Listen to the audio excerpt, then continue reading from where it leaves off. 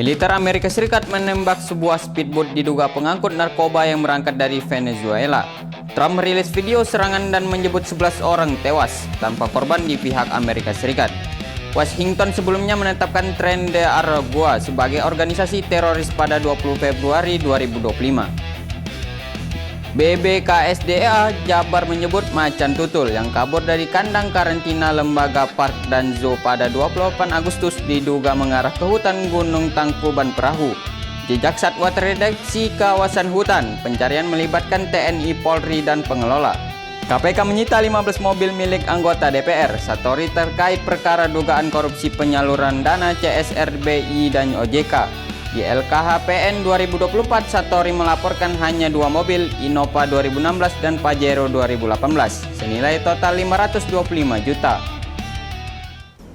Selamat siang pemirsa SIP News Update. Selain informasi tadi, kami telah menyiapkan berita yang menarik lainnya dalam SIP News Update pada edisi 4 September 2025. Bersama saya Muhammad Usaldi. Untuk itu jangan kemana-mana, tetaplah bersama kami di SIP News Update.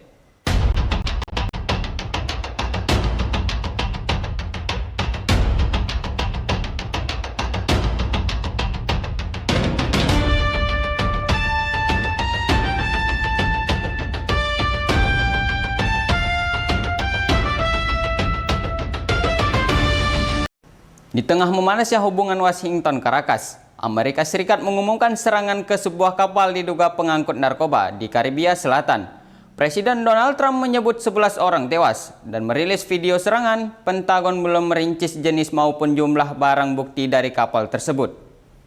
Pernyataan disampaikan Trump di Gedung Putih pada Selasa waktu setempat, 2 September 2025. Ia menyebut kapal berangkat dari Venezuela dan awaknya diidentifikasi sebagai bagian dari geng Tren de Aragua atau TDA. Trump juga menayangkan rekaman udara yang menunjukkan speedboat meledak dan terbakar. Ia menegaskan tidak ada korban di pihak Amerika Serikat.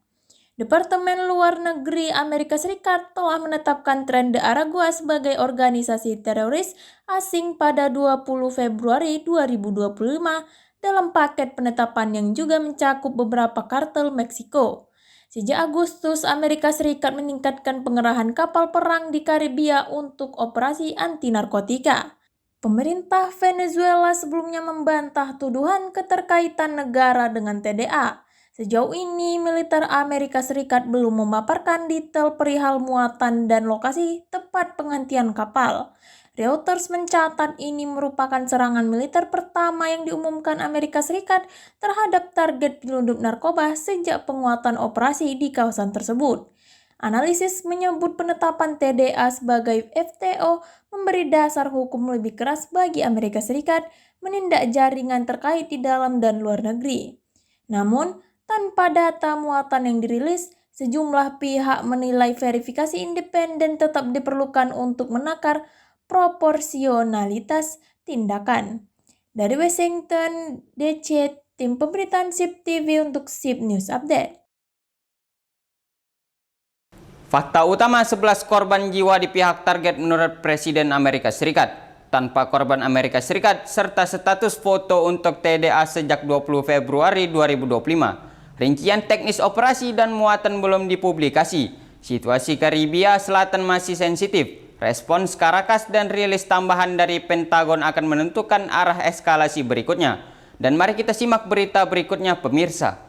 Sementara ketegangan pasca demo masih terasa, polisi di Jakarta menetapkan Rap alias Profesor R sebagai tersangka.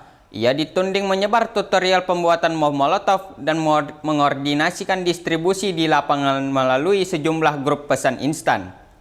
Kabid Humas Polda Metro Jaya Kombes AD Ari Syam Indradi menyebut RAP mengunggah cara pembuatan Molotov di media sosial dan grup percakapan, serta berperan sebagai koordinator titik-titik pengambilan Molotov saat aksi. Kepala Unit 2 Subdit Kamnik Kompol Gilang Prasetya menjelaskan, temuan berawal dari pemantauan beberapa grup WhatsApp yang memuat ajakan disertai tutorial pembuatan Molotov. RAP kini berstatus tersangka. Pasal yang disangkakan antara lain Pasal 160 KUHP penghasutan, Pasal 45 ayat 3 JO, Pasal 28 ayat 3 UU ITE, dan Pasal 76H JO, Pasal 15 JO, Pasal 87 UU Perlindungan Anak. Polisi menyebut ini bagian dari penegakan hukum atas kericuhan yang melibatkan pelajar dan anak di bawah umur. Proses pemeriksaan masih berlangsung. Kepolisian menyatakan pengungkapan peran di jejaring digital penting untuk mencegah eskalasi dan cedera di lapangan. Di sisi lain, pemantauan kebebasan sipil meminta penegak hukum menjaga proporsionalitas serta transparansi bukti digital yang dijadikan dasar penetapan tersangka. Dari Jakarta, tim pemberitaan SIP TV untuk SIP News Update. Status hukum Rap adalah tersangka. Pembuktian material akan diuji di pengadilan. Kepolisian menekankan aspek pencegahan kekerasan. Kelompok masyarakat sipil menyoroti akuntabilitas proses digital forensik. Perkembangan berfokus pada validasi barang bukti dan peran jaringan. Baik pemirsa, tetaplah bersama kami di SIP News Update karena kami akan segera kembali usai jeda singkat berikut ini.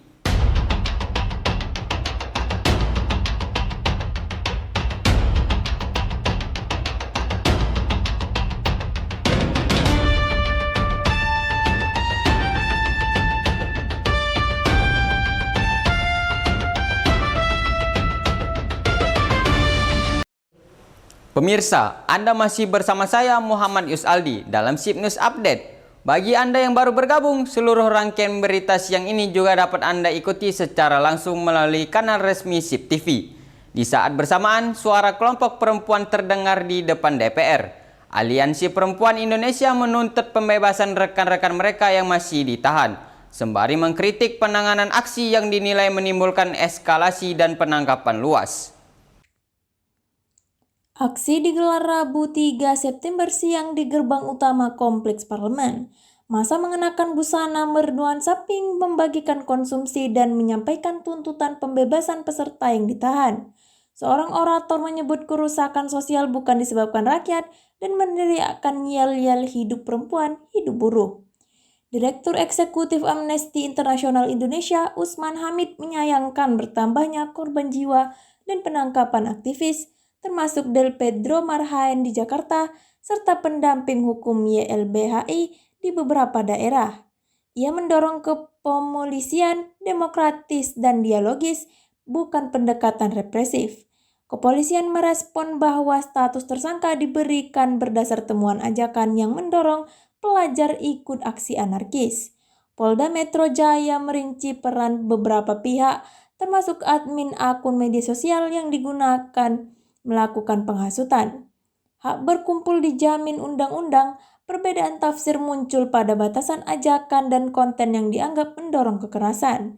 Agenda berikutnya proses pra-peradilan, bantuan hukum, dan evaluasi SOP pengamanan aksi di ibu kota.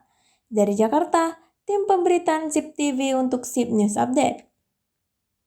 Aksi selesai tertib. Persoalan utama kini pada legalitas penangkapan dan definisi penghasutan di ruang digital. Pemenuhan hak atas bantuan hukum dan transparansi barang bukti menjadi kunci meredakan ketegangan antara aparat dan warga, khususnya kelompok perempuan yang bergerak. Masih dari ranah penegakan hukum, Polda Sumut menyebarkan foto pasangan suami istri pemilik Dragon KTV Medan. Keduanya diduga mengendalikan peredaran ekstasi di lokasi hiburan malam tersebut dan kini berstatus DPO.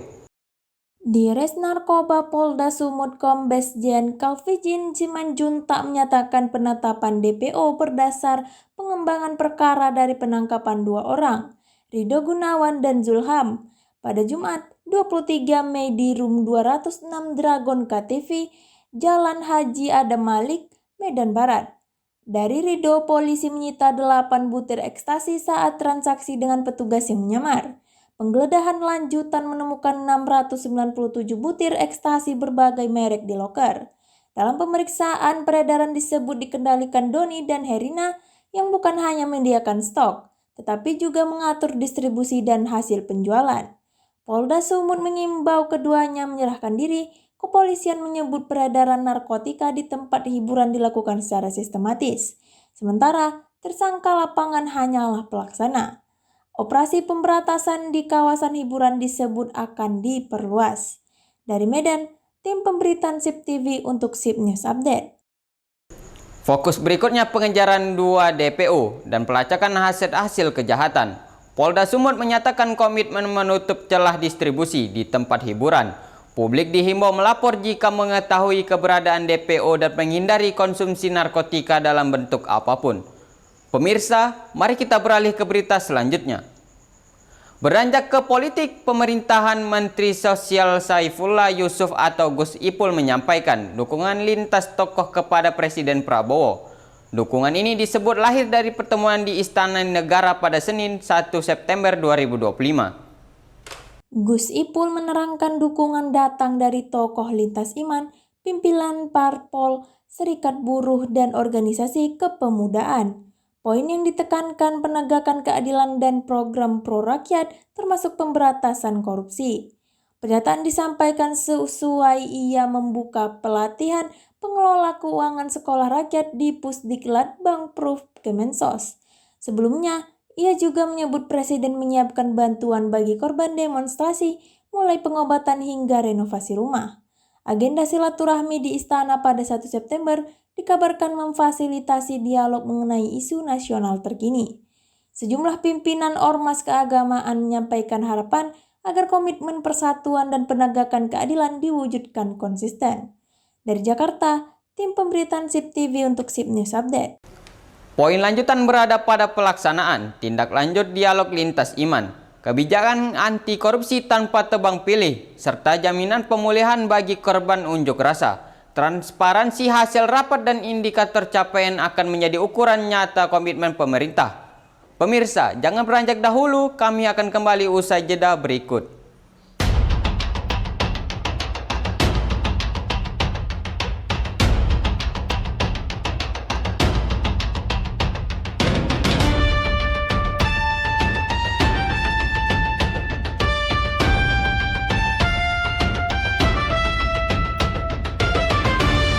Terima kasih pemirsa, Anda masih setia bersama kami. Dalam SIP News Update, bagi Anda yang baru bergabung, seluruh rangkaian berita siang ini juga dapat Anda ikuti secara langsung melalui kanal resmi SIP TV.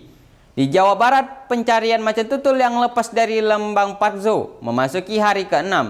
BBKSDA Jabar memprediksi satwa bergerak menuju hutan gunung Tangkuban Perahu. Mengikuti naluri menghindari keramaian, Kepala BBKSDA Jawa Barat, Agus Arianto menjelaskan dugaan arah pergerakan berdasar temuan jejak di lapangan. Tim gabungan terus menyisir area hutan yang menjadi habitat satwa tersebut. Macan tutul itu merupakan satwa titipan hasil penyelamatan dari Kabupaten Kuningan pada 26 Agustus untuk observasi kesehatan sebelum rencana pelepas liaran ke Taman Nasional Gunung Cikuray. Pada Kamis 28 Agustus, hewan menjebol atap kandang karantina dan kabur. Sejak akhir pekan, operasi pencarian melibatkan BBKSDA, TNI, Polri, dan pengelola kawasan, termasuk pemanfaatan drone thermal di beberapa titik rawan. Hingga Rabu 3 September siang, hewan diperkirakan sudah berada di hutan lindung sekitar Tangkuban Perahu dan belum memasuki permukiman. BBKSDA mengimbau warga melapor bila melihat tanda keberadaan satwa dan menghindari tindakan yang beresiko. Protokol UCN untuk relokasi dan pelepas liaran menjadi rujukan tahapan berikutnya. Dari Bandung, tim pemberitaan SIP TV untuk SIP News Update. Prioritas saat ini memastikan keselamatan warga sekaligus kesejahteraan satwa. Tim terus memverifikasi jejak dan memasang perangkat pantau jika terkonfirmasi berada di hutan Tangkuban Perahu. Skenario penangkapan humanis dan evaluasi keamanan kandang karantina akan menjadi tindak lanjut. Ini KPK mengumumkan penyitaan 15 unit mobil milik anggota DPR Satori dalam penyidikan dugaan korupsi dana CSR, BI, dan OJK. Penyitaan dilakukan di wilayah Cirebon, Jawa Barat. Juru bicara KPK Budi Prasetyo menyebut kendaraan yang disita beragam jenis. Disita di beberapa lokasi dan sebagian dari showroom yang telah dipindahkan. Daftar yang beredar mencakup Fortuner 3, Pajero 2, Camry 1, Brio 2, Innova 3, Yaris 1, Expander 1, HR-V 1, dan Alphard 1.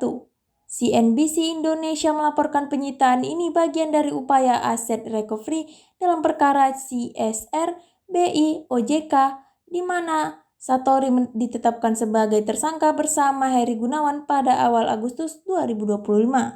KPK sebelum memanggil keduanya namun sempat absen.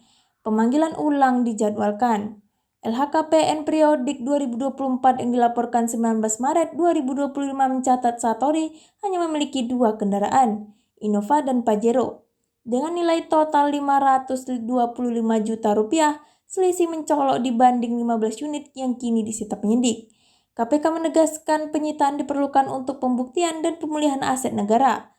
Tahap berikutnya mencakup penelusuran asal-usul harta dan kemungkinan tindak pidana pencucian uang. Dari Jakarta, tim pemberitaan SIP TV untuk SIP News Update. KPK fokus pada penguatan pembuktian sekaligus pemulihan aset. Agenda terdekat pemeriksaan saksi dan tersangka, audit aliran dana program sosial serta klarifikasi selisih data LKHPN. Transparansi proses diharapkan menjawab publik atas dugaan penyimpangan dana CSR Lembaga Keuangan Negara. Pemirsa SIP News Update, demikianlah seluruh informasi yang kami sajikan dalam SIP News Update pada siang ini. Terima kasih atas perhatian Anda, tentunya kami akan tetap menginformasikan berita teraktual setiap harinya. Jangan lupa untuk klik tombol subscribe dan aktifkan notifikasi kanal media Anda agar tidak ketinggalan semua informasi teraktual lainnya. Saya Muhammad Yusaldi bersama seluruh tim pemberitaan pada hari ini pamit undur diri. Sampai jumpa pada SIP News Update berikutnya.